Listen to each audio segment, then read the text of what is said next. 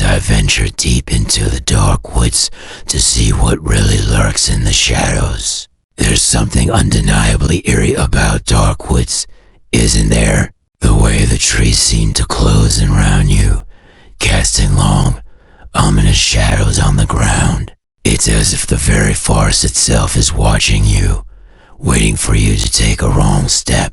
And it's not just our imagination. There are countless legends and myths surrounding these places, from the ancient woods of Europe to the misty forests of Japan. Fear is a powerful emotion, and dark woods seem to tap into our deepest, we're not just talking about the fear of the unknown, but the fear of being hurt, of being lost, of being attacked. It's the fear of being vulnerable in a place where we're not in control. For some people, it's the fear of predators, wolves, bears, or even mountain lions. For others, it's the fear of the supernatural, ghosts, spirits, or other paranormal entities. And then there are those who fear the darkness itself, the crushing feeling of being enveloped in an endless, inky blackness. Whatever the reason, it's undeniable that dark woods have a way of getting under our skin. In many cultures, dark woods are seen as a threshold between the world of the living and the world of the dead. It's a place where the veil between reality and the supernatural is at its thinnest. In medieval Europe, people believed that dark woods were home to all manner of monsters and demons, from werewolves to witches. In Japan, the forests are said to be inhabited by eerie, vengeful spirits that roam the woods, seeking revenge on the living. And in some parts of the world, people still believe that certain forests are inhabited by shapeshifters, creatures that can take on various forms to lure unsuspecting travelers to their doom. Take the case of the skinwalker, a legendary creature said to roam the forests of Native American reservations. According to legend, skinwalkers are witches who have gained the power to transform into animals or even take on the appearance of loved ones. They're said to be able to manipulate people's thoughts and actions, often using their powers for nefarious purposes. While there's no concrete evidence to support the existence of skinwalkers, there are countless accounts of people encountering these creatures in the dark woods. One of the most chilling accounts I've come across is the story of a man who ventured into the woods of rural New England, searching for a friend who had gone missing. As he wandered deeper into the forest, he began to feel an intense, creeping sense of dread. It was as if he was being watched, but every time he turned around, there was no one there. Eventually, he stumbled upon a clearing, and that's when he saw it. A figure standing just beyond the tree line, watching him with cold, calculating eyes. The man froze, unable to move or speak, as the figure slowly began to disappear into the trees. What really lurks in the dark woods?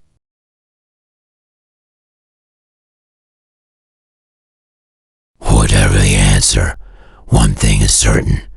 Dark woods have a way of tapping into our deepest fears, making us question what's real and what's just our imagination. So, that's it for today's journey into the dark woods. I hope you guys enjoyed this video, and I'd love to hear from you in the comments.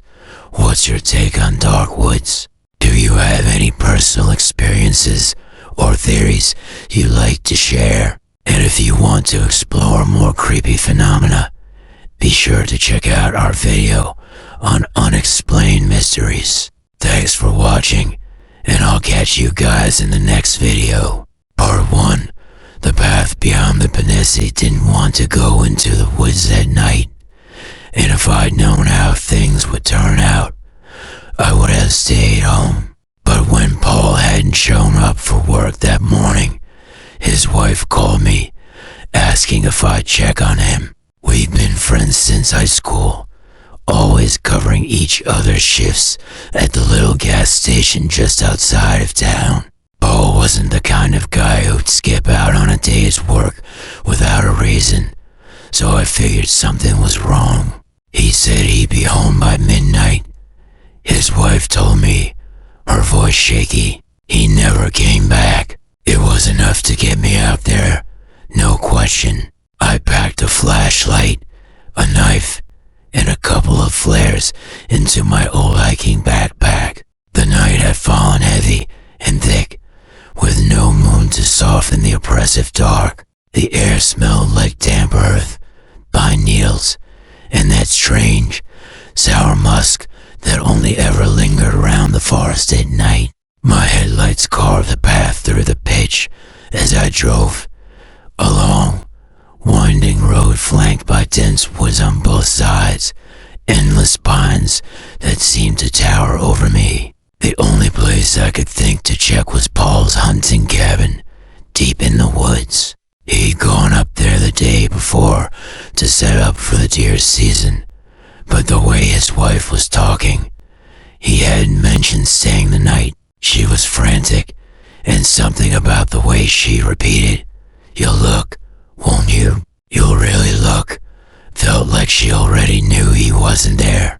But I owed it to her to try. The trail started just past the old logging road, a narrow footpath barely wide enough for two people to walk side by side.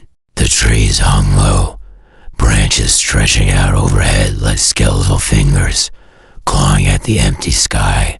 I stepped out of the truck, the cold immediately cutting through me. I wrapped my jacket tight around myself and turned on my flashlight, its narrow beam piercing only a few feet into the black.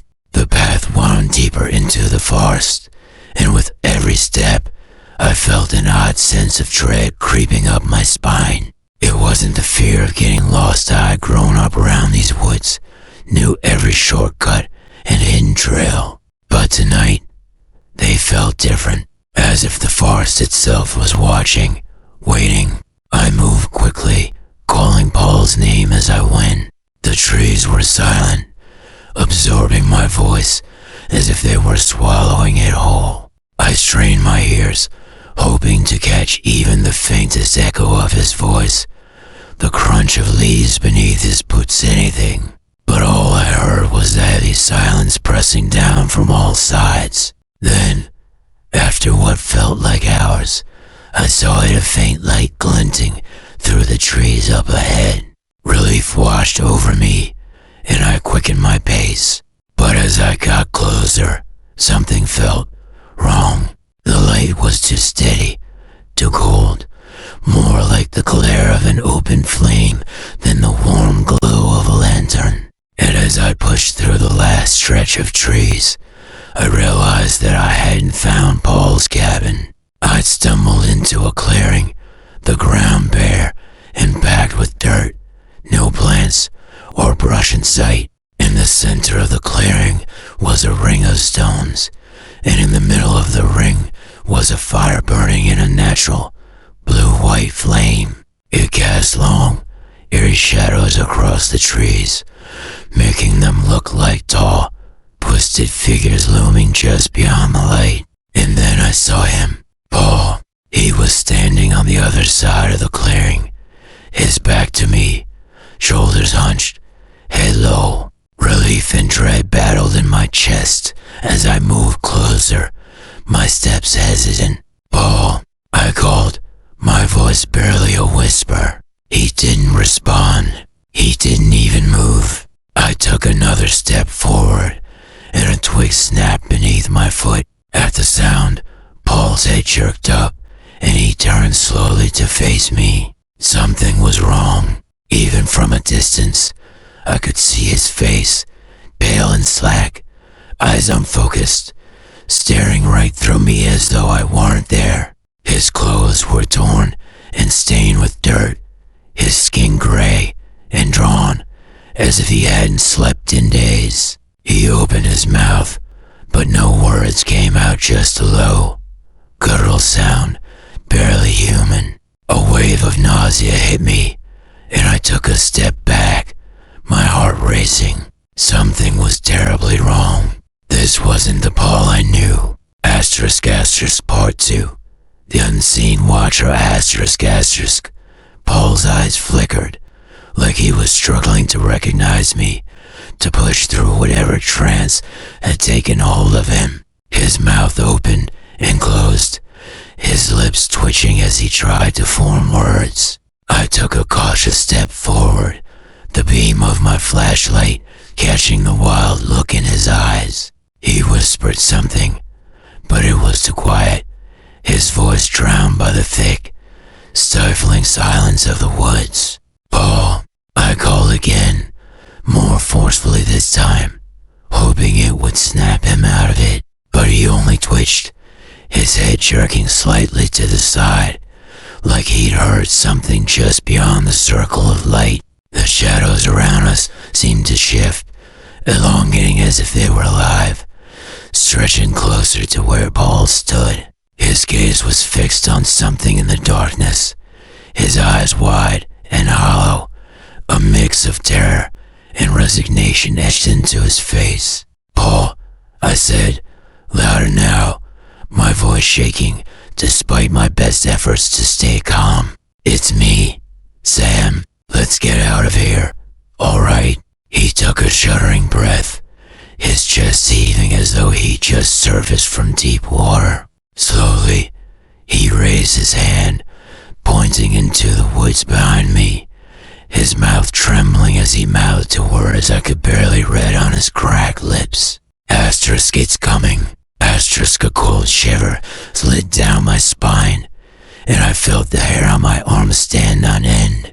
I turned to look, aiming my flashlight into the darkness. The beam swept across the trees, casting eerie, shifting shadows across the twisted branches. Nothing moved, but there was a heavy feeling in the air, like the forest was holding its breath. "I don't see anything," I said, though the words sounded hollow, even to me.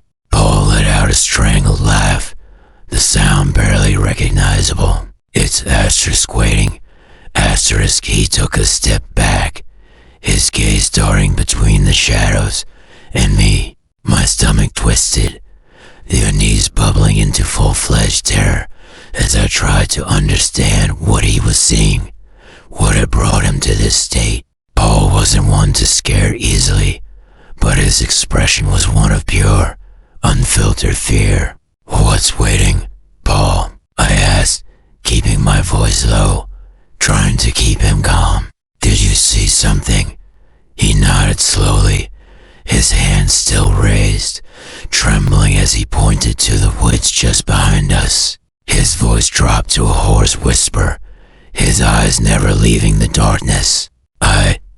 I think it followed me. I thought I could lose it, but it's still here." I felt the weight of his words settle over me, heavy and oppressive. The hairs on the back of my neck prickled, and I forced myself to look into the woods, half expecting to see some shape, some figure lurking just beyond the tree line. But there was nothing, only shadows. A gust of wind swept through the clearing, and the trees round us groaned, their branches creaking and swaying as if they, too, were anxious. The flames in the stone ring flickered, casting strange, shifting patterns on the ground that almost seemed alive. "Paul, we need to get out of here," I said, keeping my voice steady, though every instinct was screaming at me to run. "Come on, we'll go back to the truck, okay?" He didn't move. He just stared at me, his expression distant, like he was listening to something I couldn't hear. And then, slowly, his gaze drifted back to the edge of the clearing, his eyes widening in silent terror. I followed his gaze, my flashlight shaking in my hand as I searched the darkness. At first, I saw nothing but trees, thick and black against the night. But then, something shifted. A shadow, just beyond the reach of the light, something that didn't belong. It moved slowly, deliberately, a tall, thin figure with limbs that seemed to stretch impossibly long, blending seamlessly into the darkness. I froze, my breath catching in my throat. The figure was watching us, its head tilted at an unnatural angle, as if it were studying us, deciding whether we were worth the effort. I couldn't make out its face, only a dark void where its eyes should have been, a hollow gaze that seemed to pierce right through me. Paul's voice broke the silence, low and barely a whisper. "Don't look at it. Don't acknowledge it. That's what it wants." But I couldn't look away. My eyes were locked on the figure, my heart pounding so hard I thought it might burst. The creature stood there, unmoving, a part of the shadows themselves, as if it had always been there, waiting for us to notice. "Sam," Paul whispered, his voice shaking.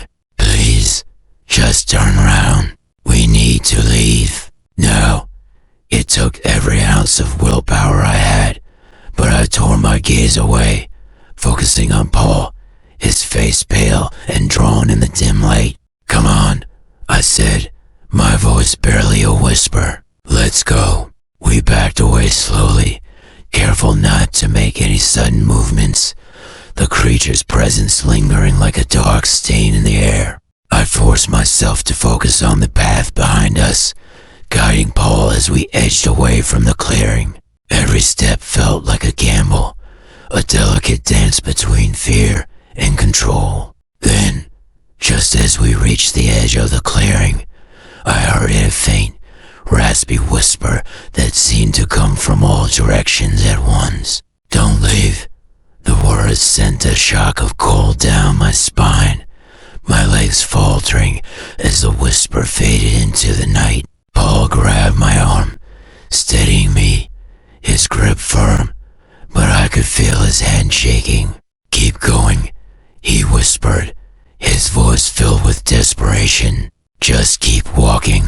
Don't look back." But I couldn't help it. Something inside me, some morbid curiosity, forced me to glance over my shoulder. The figure was gone. Only the empty clearing remained, the blue-white flames flickering in the stone ring, casting long shadows that stretched out like clawed fingers reaching for us. And just as I turned back, I heard it again, a voice low and venomous, filled with a dark, mocking laughter. "We'll see each other soon." I grabbed Paul's arm, pulling him along as we stumbled down the path, the words echoing in my mind, chasing us through the woods, filling every shadow with the promise of something lurking, something waiting. We ran, the forest closing in around us, the darkness pressing tighter, as if it were alive, swallowing us whole. And with every step, I felt that presence, just a breath away, as if it was moving with us, following us, hidden in the shadows, waiting for the right moment to strike. Asterisk, asterisk, part 3. The unseen trail, asterisk, asterisk. The darkness seemed to thicken as we ran, as though the forest itself was drawing us in deeper, pulling us away from safety. I could feel it, something wrong with the path beneath my feet, a subtle shift, as if the ground was shifting under us, guiding us somewhere else. Every instinct told me we were no longer heading back toward the truck, but Paul's frantic pace and the relentless terror pressing in from all directions kept me moving, unable to stop, unable to think. After what felt like an eternity of running, we finally stumbled to a stop, gasping for breath. I hunched over, hands on my knees, every nerve on edge as I tried to catch my breath. Paul was leaning against a tree, his face ashen, his eyes darting round the clearing we'd unwittingly entered. I could see in his expression that he felt it, to the unmistakable sense that we were lost. He glanced glanced over at me, his voice barely a whisper. "Sam, this isn't the way back, is it?" I didn't want to answer, didn't want to confirm the dread that was building in both of us, but we were lost. Somehow, the path had changed, twisting us deeper into the forest, guiding us further away from any familiar landmark. My flashlight flickered, the beam weakening, and a cold realization washed over me. "We're running out of light," I said, my voice unsteady. "We need to find somewhere safe, or at least somewhere to wait until morning." Paul nodded, his face tight with fear. But just as I turned to search for any sign of a shelter, I heard something, a faint rustling from the trees behind us. My blood went cold. It was soft, almost delicate, but it was unmistakably there. Something was moving in the shadows, following us. We froze, holding our breath, straining to hear. For a long moment, there was nothing but silence. Then, from the direction we come, there was a low, shuffling sound, like dry leaves brushing against something heavy. It grew louder, closer, each step deliberate, calculated. Paul's eyes met mine, wide with terror. "It's coming," he whispered, his voice barely audible. It followed us. My heart hammered against my chest as I scanned the area, desperate to find some place to hide. There was a fallen tree nearby, its thick trunk split open and rotting, large enough to conceal us if we crouched low. I grabbed Paul's arm and pulled him toward it, motioning for him to get down. We slid behind the trunk, pressing ourselves flat against the damp ground, barely daring to breathe. The shuffling sound grew closer, each step slower, almost as if whatever it was knew we were hiding, savoring the chase. And then, through the faint beam of my flashlight, I saw it, a shadowy figure moving between the trees, taller than a person, its limbs too long, too thin, as if it had been stretched by the darkness itself. It glided through the trees, silent and impossibly graceful, its movements slow and measured, like it was scanning the ground, searching. I held my breath, pressing my hand over my mouth to keep from making a sound. Beside me, Paul was trembling, his eyes squeezed shut, his whole body tensed as he struggled to stay quiet. The creature moved closer, pausing just a few feet from where we hid, its head tilting to the side, as if listening. My heart pounded in my ears, and I prayed it couldn't hear the sound. After what felt like hours, the creature took another step, moving past us, its shadow stretching over the forest floor. I watched it, mesmerized by the unnatural grace, the way it seemed to move without disturbing even a single leaf.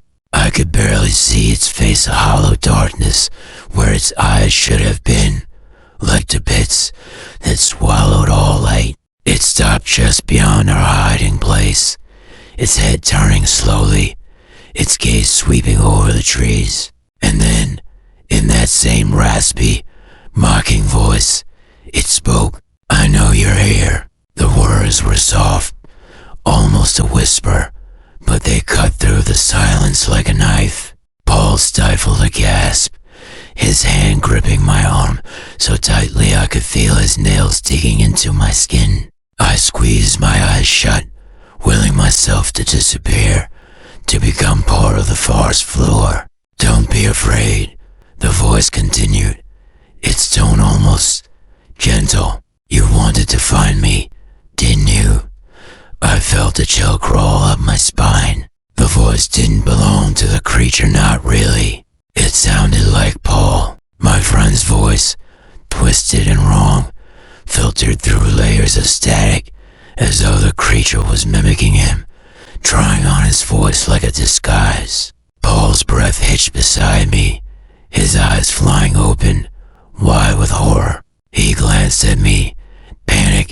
into every line of his face, but I shook my head, mouthing after us, "Don't move." The creature stepped closer, its shadow stretching over the fallen log, its head tilting as it studied the ground.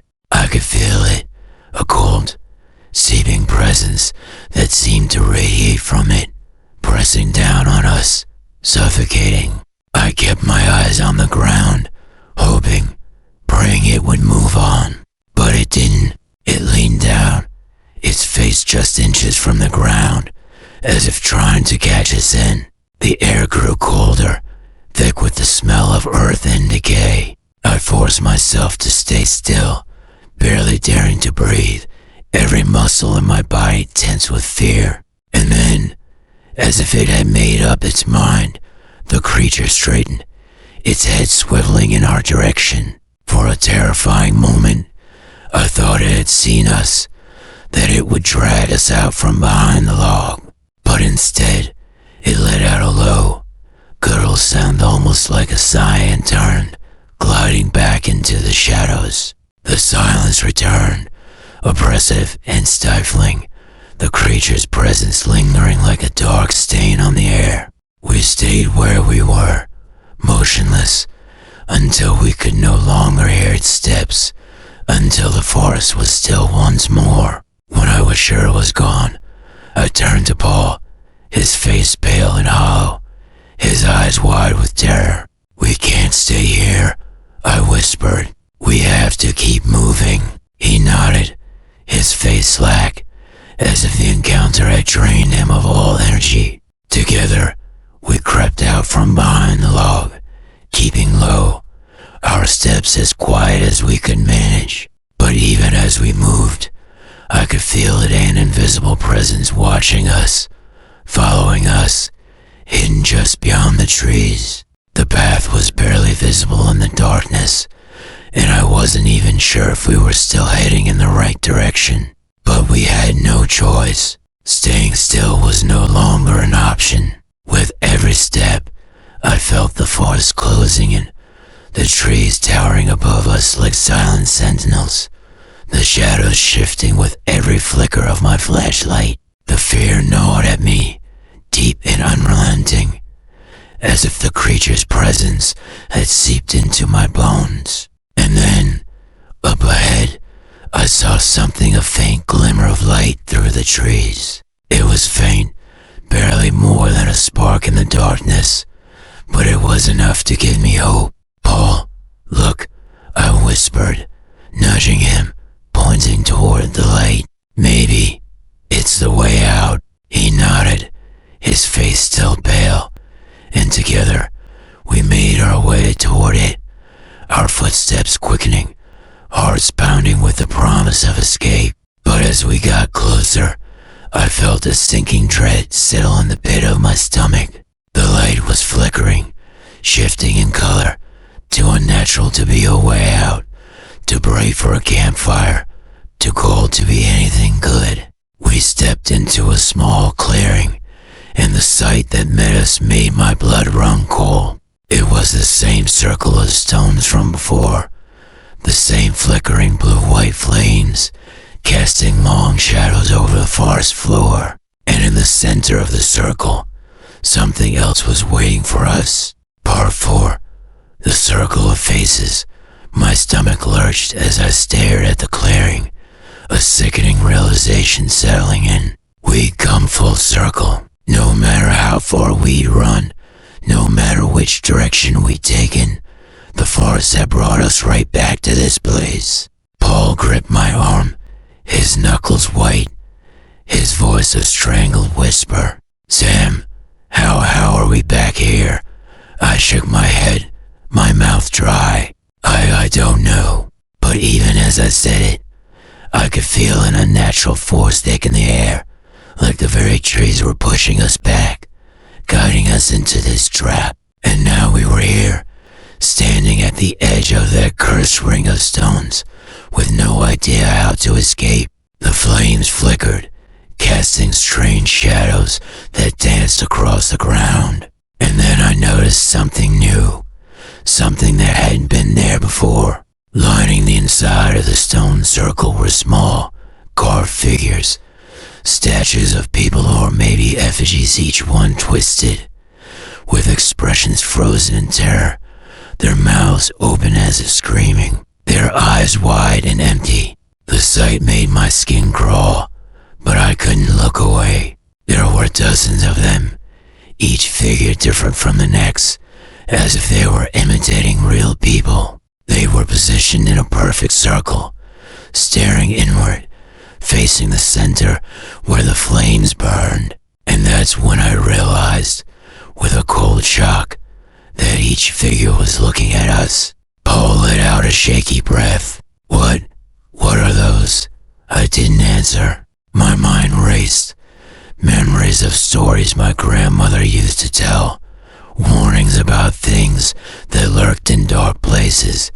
Things that drew people in and took something from them. Stories about creatures that could twist your face into a mask and leave it behind as a warning. One of the effigies, near the edge of the circle, looked strangely familiar.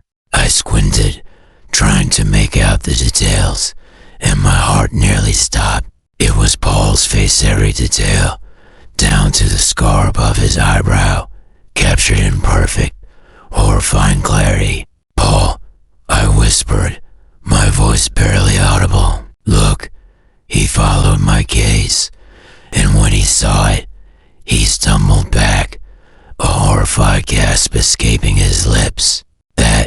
That's impossible. That can't be me." The figure stared up at him, its expression twisted into a look of raw terror, its mouth open in a silent scream. I felt a wave of nausea, my heart pounding as I tried to make sense of it. But there was no sense to be made. This was something beyond logic, beyond anything I could understand. Why would it make these?" he whispered, his voice shaking. Maybe they're the others," I said, barely able to keep the tremor from my voice. "The ones who came here before us. Maybe. This is what happens when you don't leave." Paul's face went pale, and he took another step back, his gaze darting to the shadows beyond the trees, as if expecting to see the creature lurking there, watching us. "Sam, we need to leave. Now."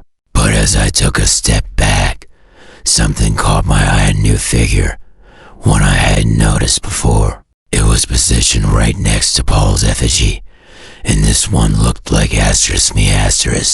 My pulse thundered in my ears, my hands trembling as I stared down at the twisted face that looked so much like mine. It was identical in every detail: the cut on my cheek from when I tripped, the tear in my jacket. But the eyes, they were wrong.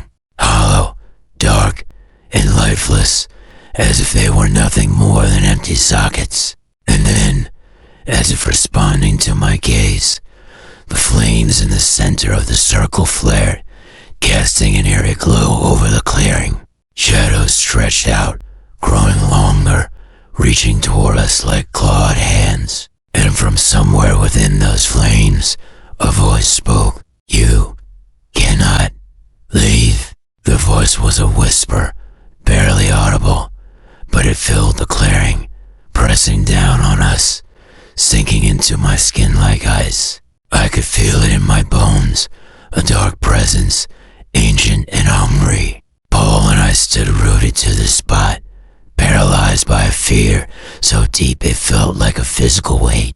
The voice continued, low and mocking, each word dripping with malice. "You sought me out. You came to my domain. And now, you are mine." I could barely breathe, every instinct screaming to run, but my legs wouldn't move. It was as if the forest itself was holding me in place, binding me to this spot, trapping me within its dark embrace.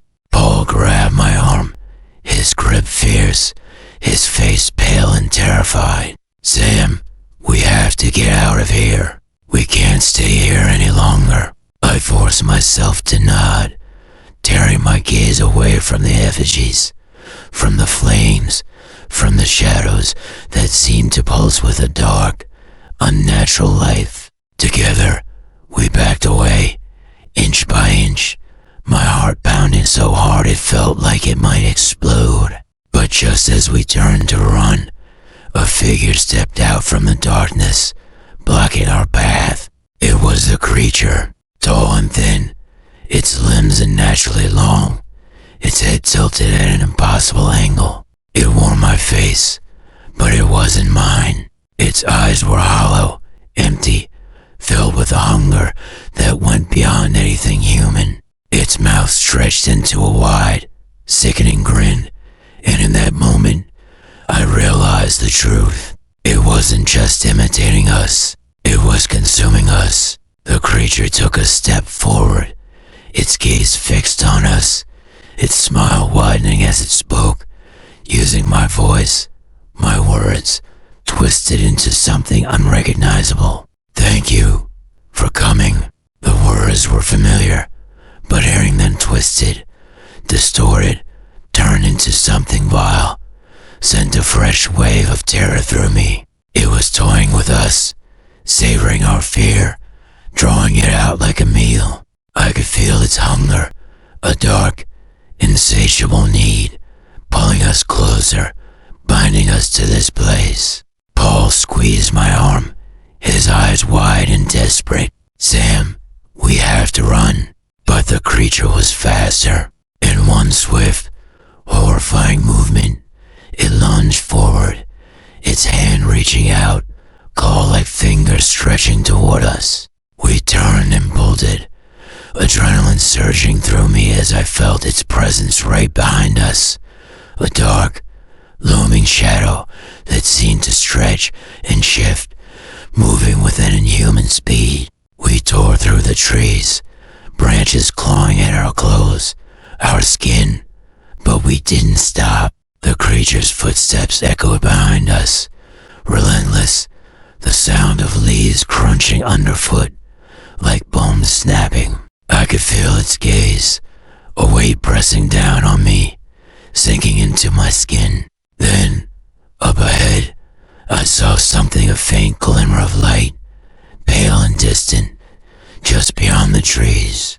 It was different from the flames, different from the eerie, unnatural glow of the stone circle. It was warm, golden, a beacon cutting through the oppressive darkness. Paul, I gasped, pointing. There, run. We pushed forward, our legs aching, our lungs burning as we sprinted toward the light. The creature's footsteps were right behind us, each step heavier, faster, as if it was gaining strength, feeding off our fear. But we didn't stop. With one final burst of speed, we broke through the trees, stumbling into the open, the golden light washing over us, filling the space with warmth. I glanced back, expecting to see the creature lunging after us, but the edge of the forest was empty. Only darkness lingered there, thick and impenetrable, like a wall that separated us from whatever had been chasing us. Paul and I collapsed to the ground, gasping for breath, our bodies trembling with exhaustion and relief. The warmth of the light was comforting, soothing, like a shield that kept the darkness at bay. But even as I sat there, catching my breath, I couldn't shake the feeling that it wasn't over. The creature was still out there, lurking in the shadows, waiting for the moment we let our guard down. I could still hear its voice, faint and mocking, echoing in the back of my mind. You cannot escape me. Part 5. The Mark of the Forest. For a long while, Paul and I lay on the ground, our bodies numb, our hearts racing, as the warmth of the light washed over us. It was like being under a protective dome, a barrier that kept the forest and whatever lurked within it at bay. We were safe, at least for now. But as I lay there, something strange caught my eye. The light, warm and golden at first, dim, its glow fading like a candle on the verge of going out. Shadows crept closer, edging toward us with each passing second, as if they were waiting for the light to finally die. "We need to move," I whispered, sitting up, my voice trembling. "We can't stay here. This light, it's fading." Paul nodded, his face drawn and pale. He looked around, his eyes wide and haunted, like he was afraid to turn his back on the forest, as if he expected the creature to leap out at us from the shadows. He pulled himself to his feet, wincing as he rubbed a fresh scratch on his arm. "Which way, Sam? Where do we go?" I didn't have an answer. The woods stretched out in every direction, an endless maze of twisted trees and dark paths, and after everything we'd been through, I wasn't even sure where we were anymore. But the warmth of the light was all but gone, and we couldn't afford to waste time.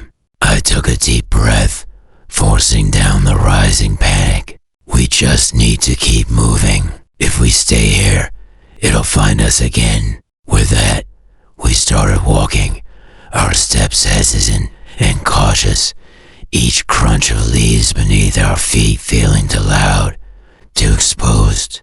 The light finally vanished completely, plunging us back into the thick, suffocating darkness of the forest. My flashlight was nearly dead, the beam flickering weakly as I tried to focus on the ground ahead, praying we wouldn't end up back in that cursed clearing.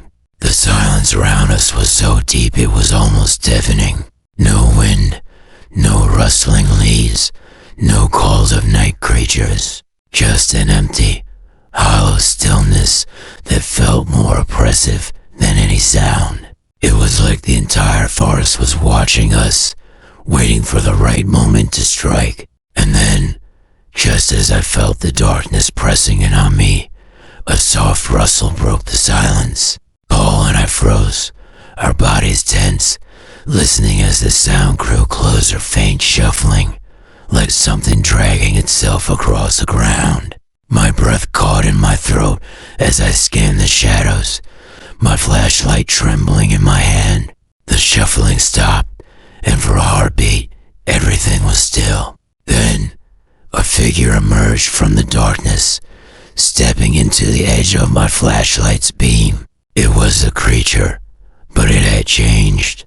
Its face was no longer a twisted mimicry of mine or Paul's. Instead, it wore a mask of shifting faces, our own features flickering across its skin like rippling water, morphing from one to the next in a grotesque, nightmarish blur. It took a step toward us, its gaze locked on mine, and I felt something tug at the back of my mind, a sickening pull, as if it were trying to worm its way into my thoughts. My head throbbed, and I could barely think, barely breathe as its presence pressed down on me. Paul let out a strangled cry, clutching his head, his face contorted in pain. "Sam, it's in my head."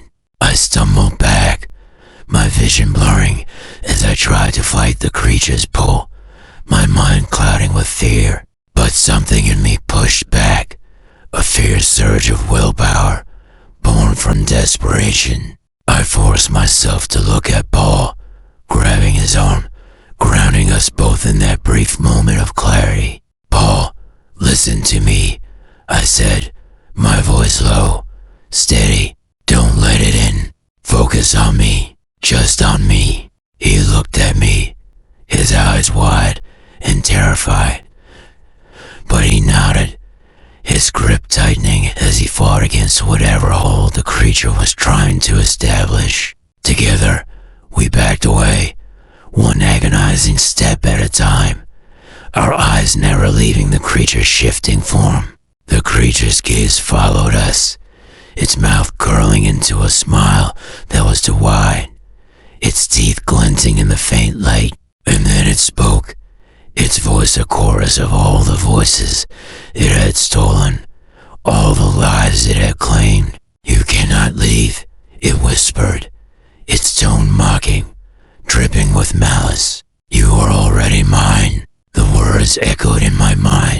reverberating through my thoughts, filling every corner of my mind with a dark, suffocating fear. But I forced myself to keep moving, to drag Paul with me, step by step, until we were out of its reach. And then, something changed. The creature's gaze shifted, its smile fading, replaced by a look of rage. It lunged forward, its body stretching, limbs elongating as it reached out for us. But just as its hand brushed my shoulder, a blinding light exploded around us, filling the entire forest with a brilliant, searing brightness. The creature shrieked, recoiling from the light, its form twisting and writhing in agony. I shielded my eyes, the brightness so overwhelming that I felt Paul's hand slip from my grip as the light enveloped us both. When the light faded, I opened my eyes to find myself standing alone in a clearing, the forest around me silent once more. The creature was gone, its presence nothing more than a lingering shadow in my memory, a nightmare that had faded with the dawn. I turned, scanning the clearing, my heart pounding as I searched for Paul, but he was nowhere to be seen. "Paul," I called, my voice echoing through the empty forest. Silence.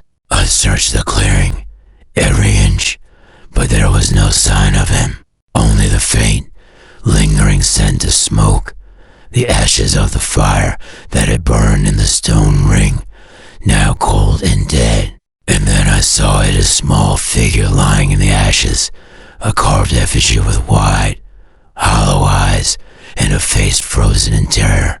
It was Paul. I stumbled back, my stomach twisting, my mind refusing to accept what I was seeing. But there was no denying it, the figure was identical, down to the scar above his eyebrow, the torn sleeve of his jacket. The forest had taken him, claimed him as one of its own. As I stood there, numb and hollow, I felt a strange, cold sensation creeping up my arm. I looked down and saw a mark, a dark, twisted symbol etched into my skin, like a brand, the same symbol I'd seen in the stone ring, the one that had surrounded the flames. It was a mark, a reminder, a claim. And as I stumbled out of the forest, the dawn breaking over the horizon, I knew I would never escape it. The forest had let me go, but only because it knew I was already part of it. I would carry its mark forever, a bond that could never be broken. And someday, I knew it would call me back, drawing me into its depths, into the darkness where it waited, watching, patient and eternal, waiting to